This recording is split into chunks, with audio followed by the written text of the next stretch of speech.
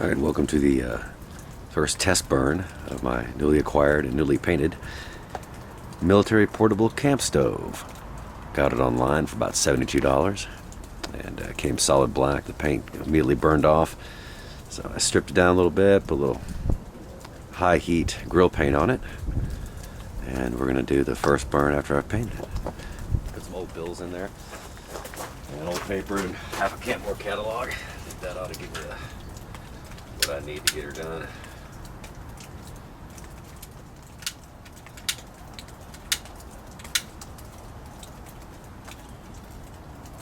Looks like we got a little fire going in there.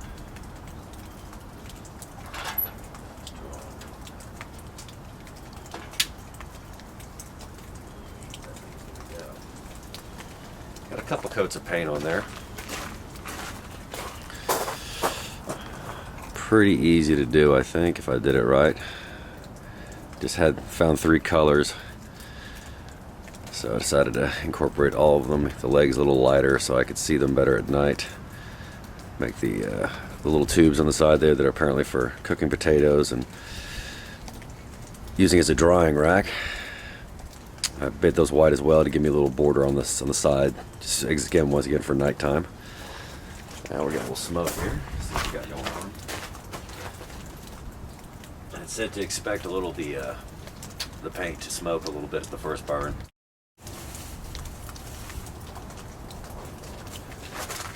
Love to get these catalogs in the mail. Always end up with a stack of them, so this is as good as used for as anything. Try to break it up as small as possible. A lot of airflow. Stuff just burned. Not too much in there. Don't try to smother anything. Okay, so it's been about 20 minutes since the original light. You can see a little smoke coming off the top of the stove itself, but I think that it's holding color true. And you can see in there that thing's really starting to kick. I mean, it's drawing really nicely. So I think I have to be ready to cook on it here in a little while. First night I got it, I cooked some spaghetti on it and boiled some water and sauteed a few things, and it worked out pretty well. I was really surprised. Cast iron pot directly on top. These little grills work pretty well. They keep a pretty stable area. Think about maybe eventually cutting out a piece and installing a griddle top as well for cooking. But it seems to work fine for what I used it for. Don't know if I can do anything gourmet on it yet, but I'll give her a shot. I still need to make an adjustment on the door. Got the door handle. There's a small bolt they put here, but the bolt's small enough where it doesn't actually physically close it and doesn't put any tension on the door. So this is really hot. I should have something to poke. They come with these tools. There's one other tool. That's good for getting the door open or pulling open this small clean out on the bottom. So we're gonna let that go for a little while. It looks like it's doing pretty good. Curious to see how it lasted a couple hours. All the colors seem to be holding. I haven't actually used these tubes. They say you can shove potatoes in there and other things. Haven't tried yet, so that's something I'm curious to see. I haven't painted the inside of these yet.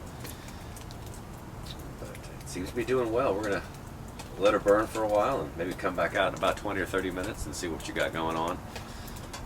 Once again, stick a little more wood on that fire. You can see there's some really good embers going there and some good coals.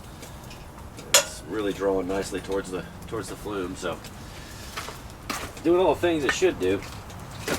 I've cut some larger pieces. That's one of the things about the stove that I really do like, is it requires smaller pieces. So the stuff you can burn is more the stuff you find around your yard, around the campsite. You don't have to go for the big logs. You can get those split up. Maybe I'm going to try throwing a larger piece in here just for a slow burn and see if I can just generate some heat and some longevity. That is a downside of it, is you have to kind of maintenance this thing a little bit, but I think that's probably good as well because it's so easy to walk away from a fire. This thing would probably burn out before there's any issue. I put this little catch underneath it and some concrete underneath it, some little blocks. Catch any embers that may fall off, but I haven't had really much of an issue with it yet. I've been really pleased with it. So there you have it, portable camp military stove. I use it as a tent stove. One morning I've heard that the paint, I've seen it smoke off when I got it. So you want to make sure that when you do burn it the first time, you do it outside and not inside your tent. So there you have it.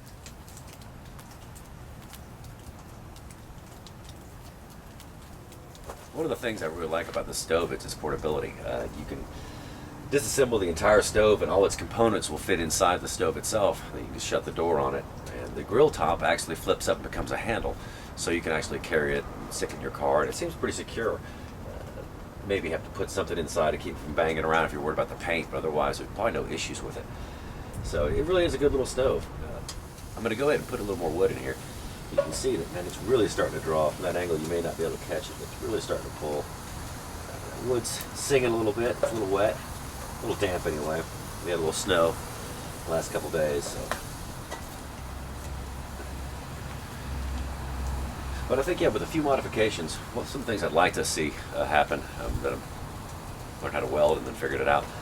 But a little heavier door on it. Adjust the hinge. There's a little bit of play in this hinge. You can kind of see that. And the hinge is actually welded there. So I need to grind that free or break that free and put a little larger hinge maybe. But I think maybe a little bit bigger door. Maybe a piece of Lexan even. Be able to have a little see-through into the fire. It's one of the things I'd like a little bit better if I could get a little more fire viewing from it. Really, for this thing to be efficient, the door has to be closed for it to really start drawing air. But if you'd like to get a little more fire out of it, I think maybe a little Lexan or Pyrex in front would probably be a cool idea. The legs themselves are a little weak. That's probably its weakest point. Those little wing nuts on here secure it, but I've had the legs come off a couple times. I've tried to move it even after I've tightened them down. So I think adding a little bit bigger leg to it as well for stability. You can just see there's no real flat point on here.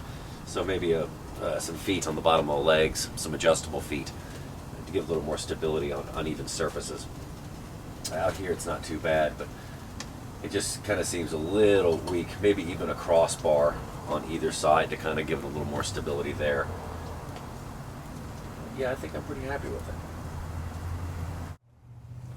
Well, there you have it. It's your camping portable stove. A little extra paint. Not many modifications to it yet, but there's plenty you could do to it if you like, if you're that kind of person. But otherwise, it's just a great little stove. I would suggest that what I'm going to do probably is add the larger 3-inch pipe to it.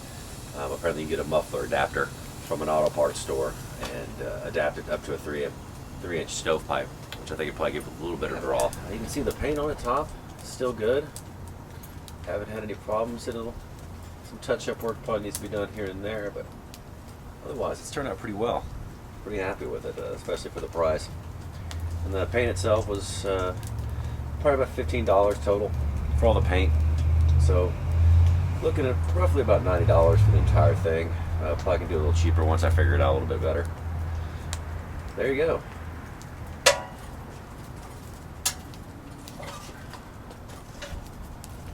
Yeah. That's good stuff.